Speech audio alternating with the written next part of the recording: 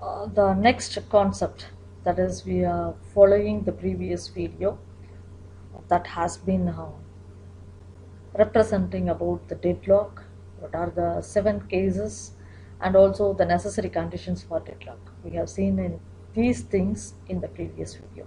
Continuing to that particular content, and especially before entering into this, I require and I am interested to represent that this particular presentation is especially prepared for the SC/ST students who are opted for higher education under the AICTE Prerana scheme.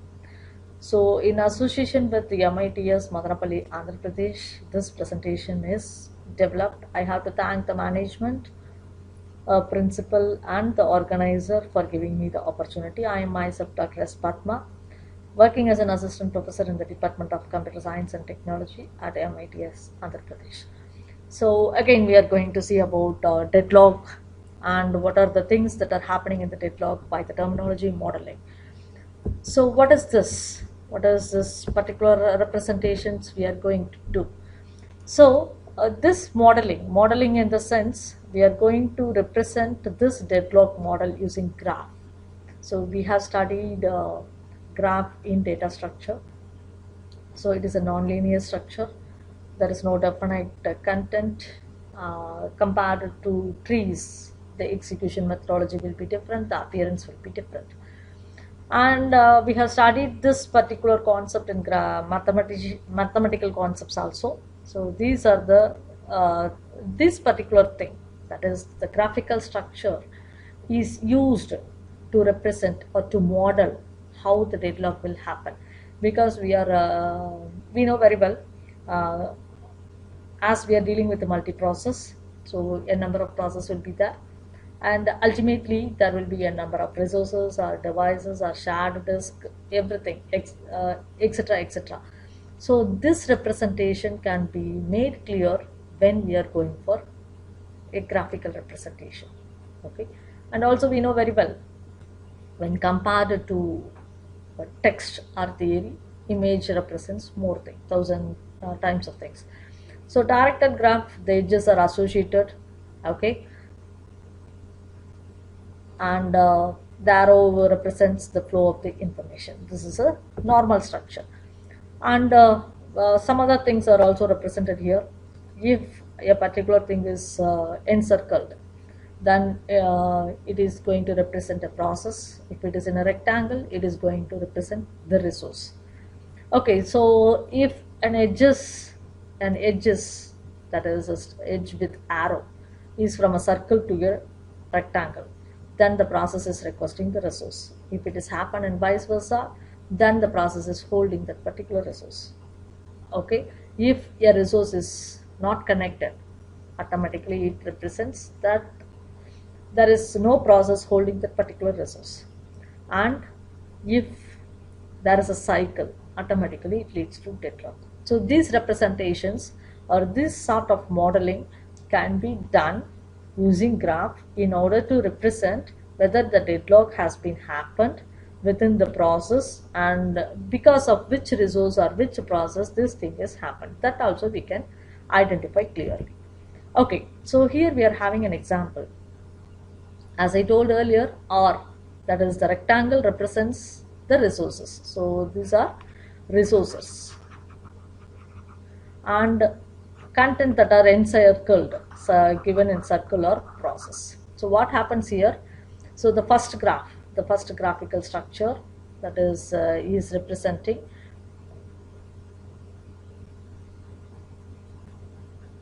that is, it is a holding that resource, holding R1. Okay, process P1 is holding. Here process P1 is requesting for this resource. This is happened here. What happened in the third diagram, we can see clearly R1, that is this resource R1 is holded, or P1 is holding resource R1 and it is requesting resource R2. Okay, but this resource R2 is already holded by P2. Okay, next process. and also this process is requesting R1. So again, as I told earlier, this is a cycle. If this cycle is there, automatically or definitely it will lead to deadlock. No process is going to release the resource until it completes its work. The work will not be completed until the other process releases the resource. So this is the situation. So with this modeling structure, we can easily identify what is the situation or whether this deadlock can be cleared or not. Okay, so we are having some examples. So this is one sort of example. We are having three process P1, P2, P3, and it is mentioned here, and three resources R1, R2 as well as R3. So there is no locking scheme. We have discussed about the locking in databases related, but here it is not locked. So P1 is requesting resource R1 and it is holding R1. Okay, then P2 is holding R2 and P3 is holding R3. So automatically what happens, the entire execution will be done, and after completing its execution it will be releasing the resource. So there are no connection. If there are no connection, automatically it is clear that the work is over or the resources is, there is no need for that particular resource. Okay, here there is scenario 3, the same number of process, 3 process as well as 3 resource. What happens here? R1 is holded by P1. Okay, here P2 is holding R2, P3 is holding R3. This is the situation. But what happens when P1 will be completed is if P2 is releasing R2. P2 will be completing once P3 is releasing R3. P3 will be completing once P1 is releasing R1. This is the scenario, and this will not happen, and definitely this is a cycle, and this cycle leads to deadlock. So next scenario, you can see the same number of process P1, P2, P3. So the request is given and the process P1 is holding R1 as well as R2. Okay, so P2 is requesting R1. This is one strategy. What happens? Automatically this process will complete and the next process will be executed. Here in the next thing, in the next part, this is, consider this as one part, and in the next part. In the next part, what happens?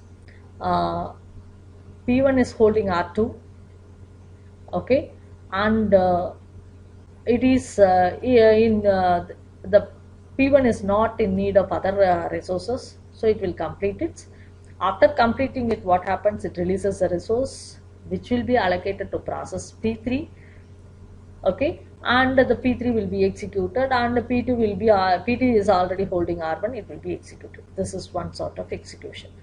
Next thing, what happens? P1 is left with no resources, and P2 is executing. That is which is already holding R1. So that execution happens. In the meantime, process P3 is holding resource R2 as well as R3. So if this is a situation, then there is no chances for deadlock, because they are very sufficient with the resources what they are having, and with that resources, the allocation, with the allocated resources, the process will be executed smoothly. Okay, so then what happens? What is the need for this particular expansion here? If there are multiple resources, multiple type of same resources, I am having 2 drives or 3 drives. Okay, so what happens? I can assign one particular drive to one process, next one to next, and the next one to next. So this is the thing. So if this has happened, then we can reduce the deadlock. So based on this situation it happens, but ultimately what happens here also, because of sharing resources also, some process may be in need of, for example, P1 may be in need of 2 type of resources. P2 for execution it may have required 3. So if this is a situation, then even though there are n number of resources associated with that particular system, it is difficult to handle the deadlock. Okay, now we are going to learn about how to handle the deadlock. What are the things that can be used, or what are the algorithms that we can use to handle the deadlock. Initially, we are supposed to represent three important contents or three important strategies to deal with this particular deadlock: prevention, avoidance, as well as detection. Prevention, that is any one of the four conditions without happening with this particular content. Avoiding, if avoiding deadlock, it is too difficult, but anyhow it has to be avoided. Detecting, so it cannot be prevented, it cannot be avoided, but we can detect the deadlock by using some well-known methodology, that is well-known algorithm. Using this, and we can make the process to recover from deadlock. So this is the situation. So initially, first concept is prevention. So we have seen about the four conditions already: the mutual exclusion, holding the resources, no preemption, as well as circular weight. If any one of the option, we have also represented what are the cases that has been involved in each and every condition. So if any of the condition is prevented, automatically we can prevent the deadlock. But all the four at a time, it is difficult, and we have seen this concept previously itself in the previous presentation. Next thing is how to detect. So deadlock, it is our mechanism is unable to prevent the deadlock. It happens, so we have to detect. So it can be detected by using the directed graph. So with this directed graph, we can try to remove the edges that are associated with the process or the resources or the requesting content by removing or doing some change without affecting the execution can be used to this particular content. Okay, here we are having an example, a graphical structure is there. So the first thing, the first representation or the first picture which is represented here, we are having a four representation. This is the first thing, this first picture. So it is a cycle. Okay, no process will be executing. So because all are already having one resource and the other resource are not allowed to the next content. So this is the second picture. What happens here?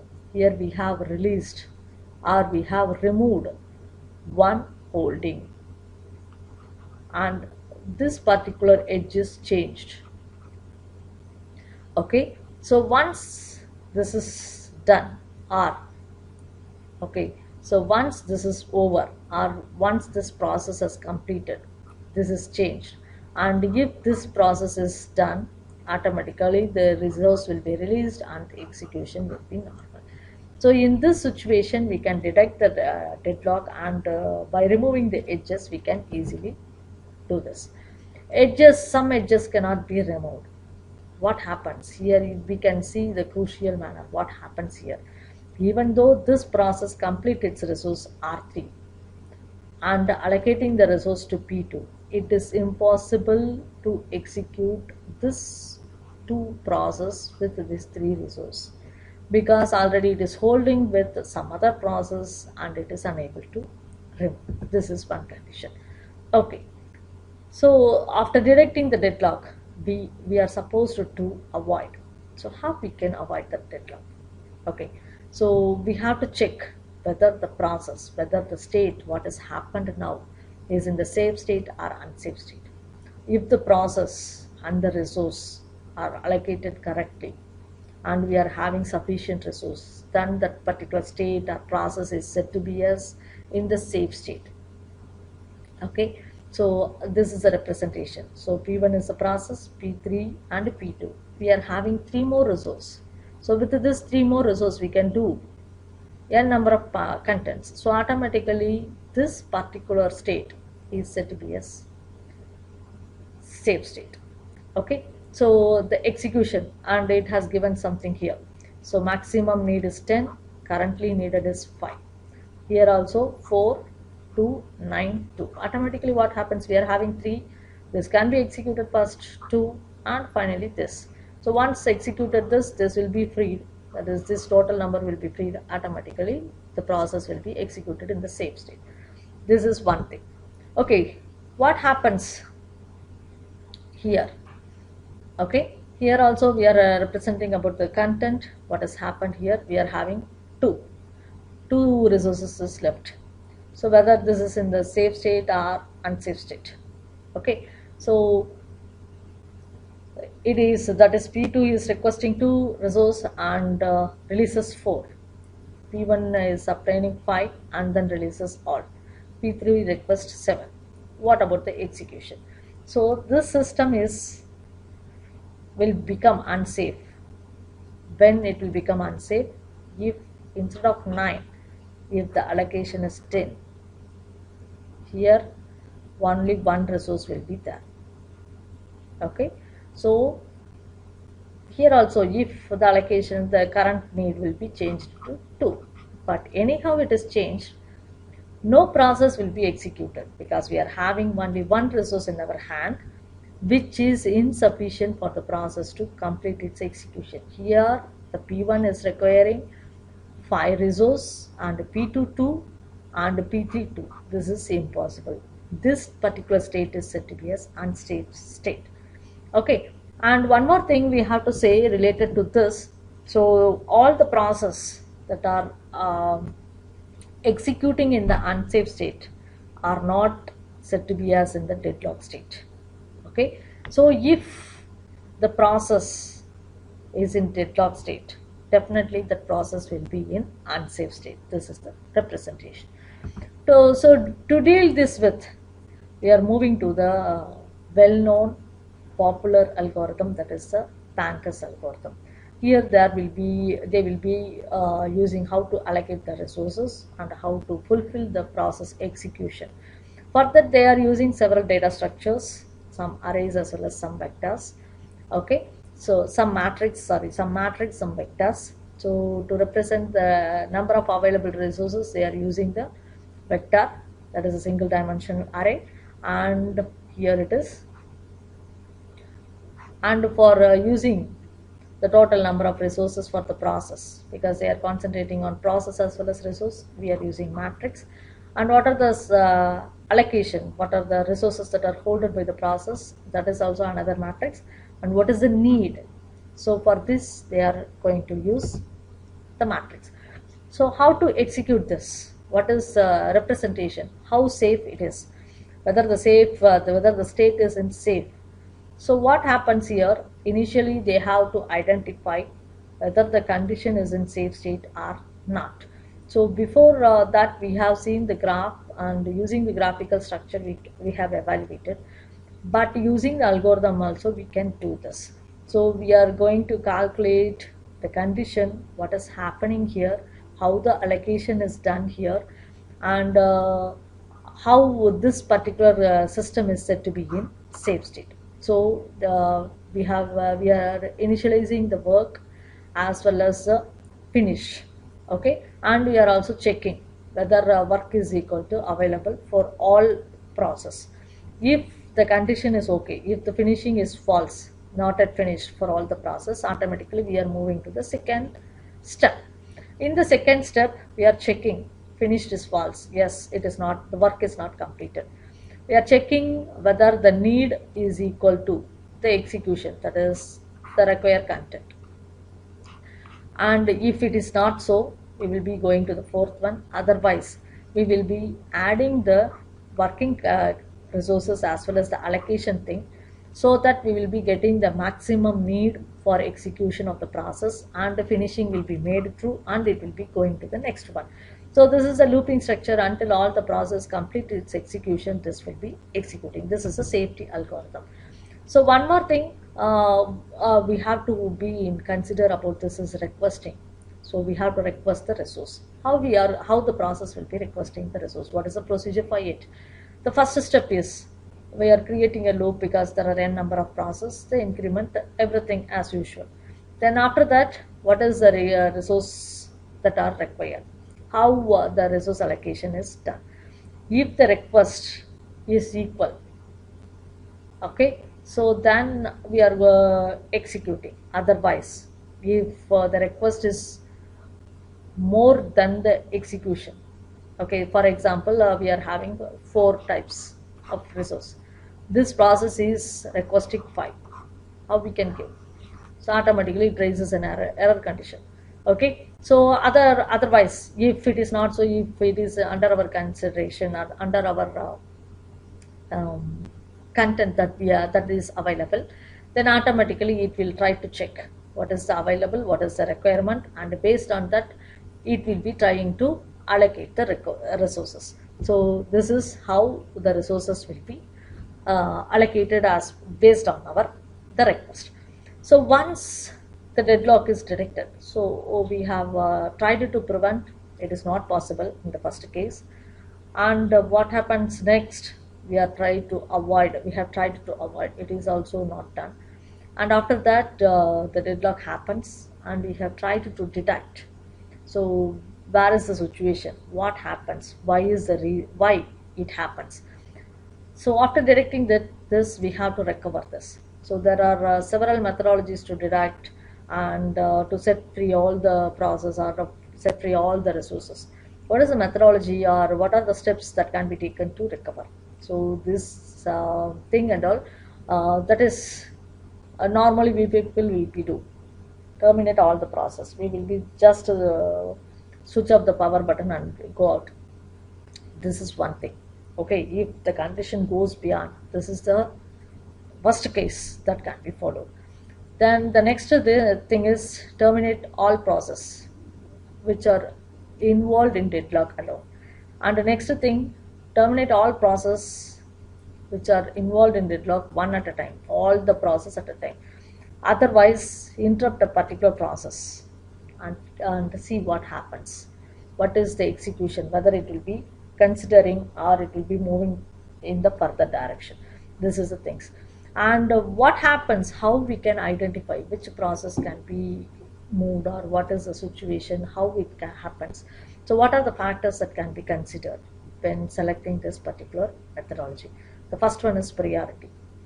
Based on what priority we have to take it, whether it is a system process, user process, or interactive process. What is the thing, what is the priority assigned to that process? So whether it is considered to be as very much important, then we can't do anything. Then what about the CPU time? If a process which is assigned or which is under this execution is supposed to take large amount of time for completing its execution, then we can select this particular process. We can remove the process because already the situation is out of control for the process to execute smoothly. So it can be completely avoided.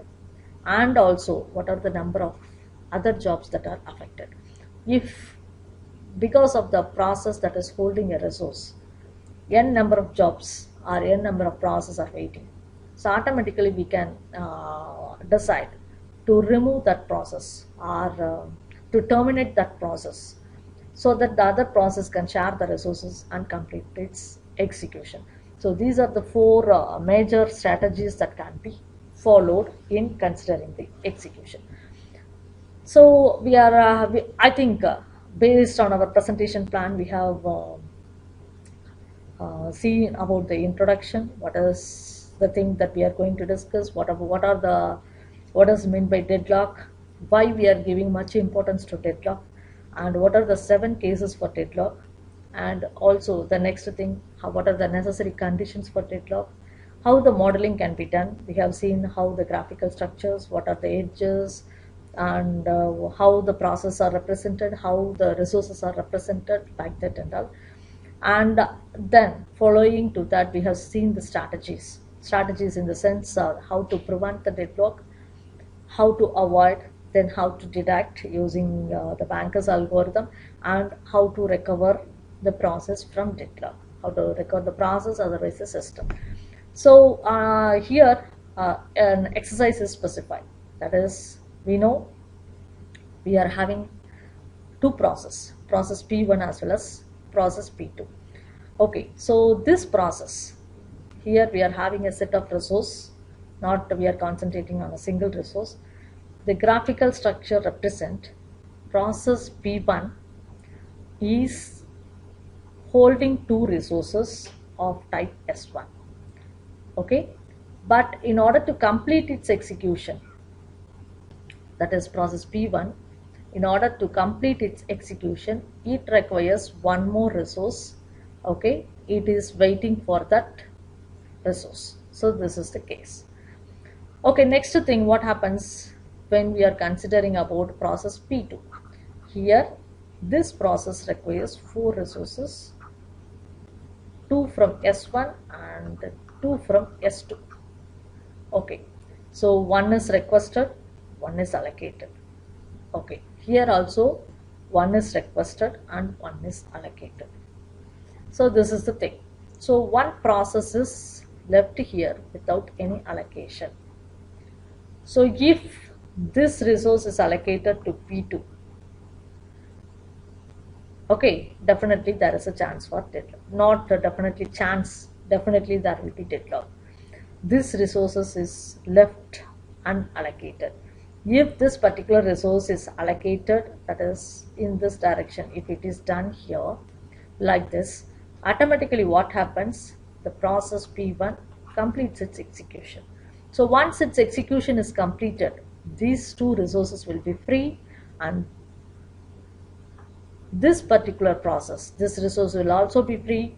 Process P2 will complete its execution freely. So there is no deadlock in this particular graph. We can avoid the deadlock. So this, because you have to make sure about the Banker's algorithm, how we are allocating. So here there is a chance for avoiding deadlock. So next exercise, here also we have given one graphical structure for the better understanding. Here we are having 4 process, P1, P2, P3, P4. So P1 is allocated with 1 resource and it is requesting 1 resource, and P2 is allocated with 1 resource and it is requesting 1, P3 as well as P4. P3 is allocated with 1 resource and it is requesting 2 resources. P4 is allocated with 1 resource and it is requesting 1 resource. So on a whole, if we are seeing this, it is somewhat a cycle, but we can avoid this cycle to be converted into as deadlock. How? Because the particular resource which is specified here, that is here, this particular resource. Okay, so this particular resource is not allocated, request is given, 3 processes are requesting. If for example this particular resource is allocated to P3, what happens? It cannot execute because already it is sending request to this resource, it is in hold with P4. So allocating this particular resource to P3 gives a wrong statement. So we are going to concentrate on P2 as well as P1. Here we are having 2 resources, so we can give 1 resource to P1 and 1 resource to P2. Otherwise, it is not much clear in this example whether it is requesting 1 resource or both the resources. If it is also the case, we can go with P1. So automatically P1 executes and releases the resources. Then P2 can complete it. Okay. So this happens and these things are over. So once this is over, this resource get free and it can be allocated to P3. But unfortunately what happens here, P3 cannot execute because this particular resource is in hold with the P4.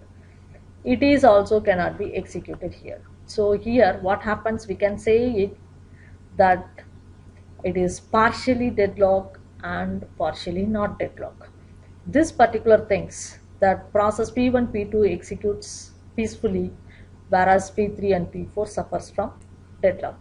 So in this manner, if the questions are asked in order to confuse you, you must be very much clear. Not only this sort of diagrammatic questions will be there, the questions will be giving the statements or representing the cases. P1 is a process, it is holding request R1 or R1.dat file, and P2 is the second process, it is requesting this, it is allocated to this. So the confusion will be given. so that better in the rough work part you can write which process, are using the graphical structure you can represent which process is allocated, which process is requesting, like that and all. So automatically we can identify whether the deadlock is there or not. So I think this particular video related to deadlock will be useful for you people uh, to concentrate or to capture some knowledge related to deadlock and how to execute the problems related to deadlock if it is asked. So thank you very much for watching this particular video for a long time. Thank you very much once again, and all the very best for the students who are appearing for GATE. Thank you.